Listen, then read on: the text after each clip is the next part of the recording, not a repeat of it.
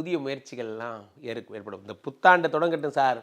நம்ம வீட்டு வாசல்லையே இந்த கூரையை எக்ஸ்டெண்ட் பண்ணிட்டு வாசல்லையே கடைய போடல, பாருங்க நான் கடை போட போறேன்.